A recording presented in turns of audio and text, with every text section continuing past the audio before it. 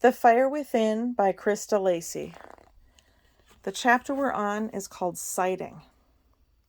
He decided it was one of Liz's jokes. There was a gas fire on the chimney wall. As yet, he had never seen it working. What he was expected to believe, no doubt, was that fire-breathing dragons kept the house nice and toasty and were a cheaper alternative to electricity or gas. Yes, Liz, very funny. Ha ha. Dragons, the spiky little whatsits, were popping up everywhere. David often saw Lucy carrying them around. She would leave one on the mantelpiece, or take one off the mantelpiece, or move them bafflingly around the living room. In the last few days, when the weather forecast had hinted at frost, a couple had even appeared in the picture window near the top of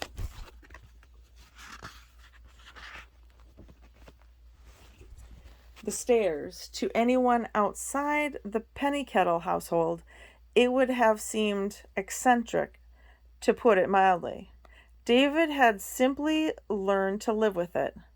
Still, whichever way the house was heated, the tenant was glad for the warmth the next day. It was Sunday and the heavens had opened. It rained so heavily that even Lucy was forced to admit that sensible squirrels would not venture out in such a downpour, much less investigate traps. She spent most of the day in the company of her mom, working on a drawing project for school. David, glad for the isolation, typed away at an essay for college. It was the quietest day he'd known since his arrival. On Monday, however, everything changed.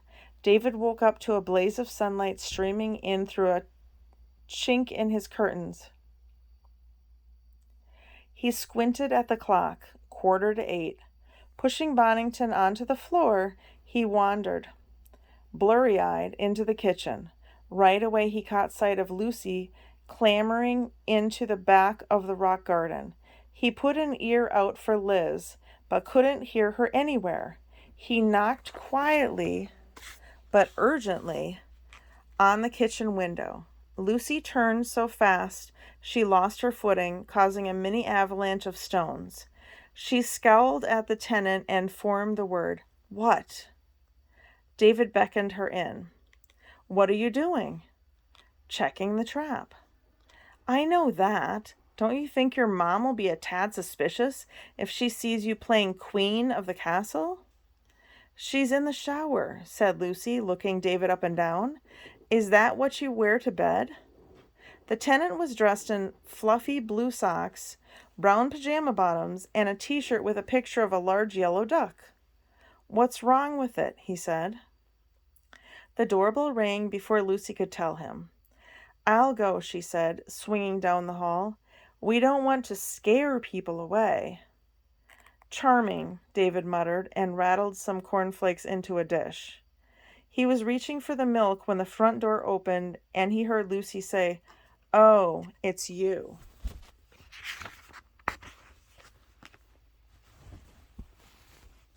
"Haven't got long," Mr. Bacon boomed. "Step aside, child. Where's the boy?"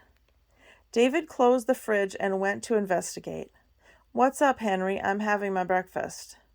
Mr. Bacon held up a tuft of gray fur. Lucy gasped and stumbled back against the stairs. David felt his stomach sink into his socks. "Where did you find that?" "Snagged on the corner of my window box," said Henry. "Think you need a good pair of goggles, boy. That rat you saw belongs up a tree." "You leave him alone," Lucy cried, stomping forward. David intercepted fast. "Calm down," he hissed, pulling her aside. "He didn't say he caught anything, did he?"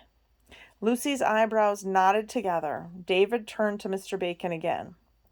Choosing his words very carefully, he asked, "Are you saying you've seen a squirrel?" "Couldn't miss it," Henry rapped. "Sitting on my windowsill, clear as a nut. Practically knocking on the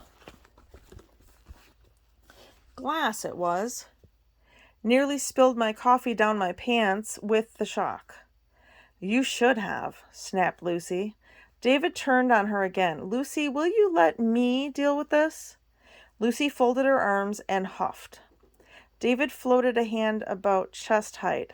So it was well off the ground, you mean? Mr. Bacon's mustache wiggled with impatience. Should I draw you a diagram, boy? I'm not sure, said David, scratching his head. How could Conker get onto a windowsill? This squirrel, how many eyes did it have? Is this a joke? Barked Henry. Two, you fool. Two, gasped Henry. Two, gasped Lucy. Mr. Bacon leaned down to her height, one on either side of his ratty little nose. That was one gibe too many for Lucy.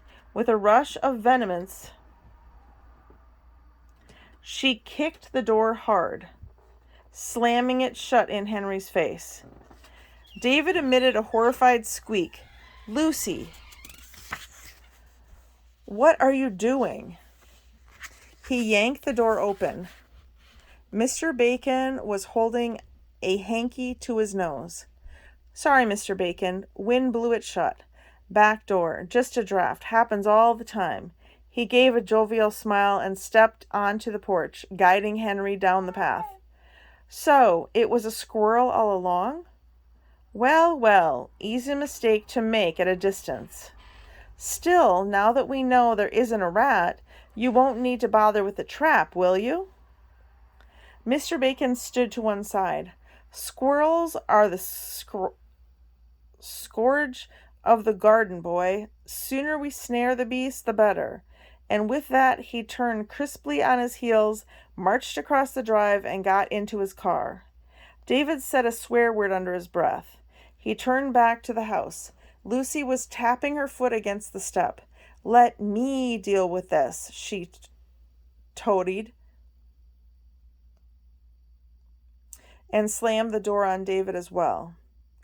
Sputtering furiously, he flipped the mail slot open. Lucy, let me in. It's freezing out here. Don't care. I wish you never came. Right now, so do I. Open up. We've got to talk. That wasn't Conker on the windowsill. Yes, it was.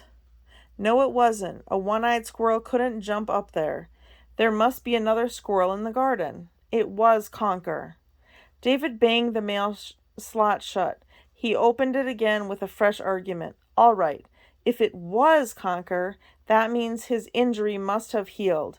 Now let me in, or I'll ring the bell until your mom comes down. Don't bother, she's already here, said a voice. The door swung open. Liz was holding Lucy by the shoulders, like a hostage. She looked as if she were about to explode. What's going on? David ran in, rubbing his arms. Henry saw a squirrel. It was Conker, cried Lucy, and Mr. Bacon's going to try extra hard to catch him. And it's all his fault. She stabbed a toe in David's shins. Okay, I've had enough of this, said Liz, pushing Lucy toward the stairs. Bedroom until it's time for school. As for you, she said, and turned to David, is that really what you wear to bed?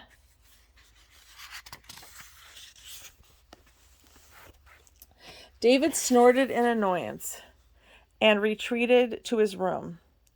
That's it, he said to Bonington, lobbing the cat off the bed. That trap has got to go. If she's this bad, when Henry doesn't catch a squirrel, what's it going to be like if he does? Me, you, went Bonington, arching his back. He shook himself and padded across the room to the chair where David dumped his clothes overnight. A sweater had fallen on the floor. Bonington took a few sniffs of the wool, pawed it, and pushed his nose under the hem. Gotta think of a way to get rid of it, said David. Something permanent that even Liz will approve of. A muffled meow broke into his thoughts. Bonington had snuggled inside the sweater. The fabric bulged like soup on simmer as the cat decided to fight it for fun. David groaned and scooped the bundle up into his arms. Bonington's head popped out of the neck. "What are you doing?" David asked him. "Meow," went Bonington. "That's my favorite sweater, Cat. You're going to pull the threads if you get yourself David sat back and blinked. "Meow," went Bonington again. A sly smile crept across the tenant's face. "Yes. You'll help me save Conker, won't you?" "Arow," went Bonington, as if he could look into the tenant's mind and didn't quite like the picture he was seeing. "Trust me," David whispered. "Won't hurt a bit. By dinner time tonight, you are going to be a real hero."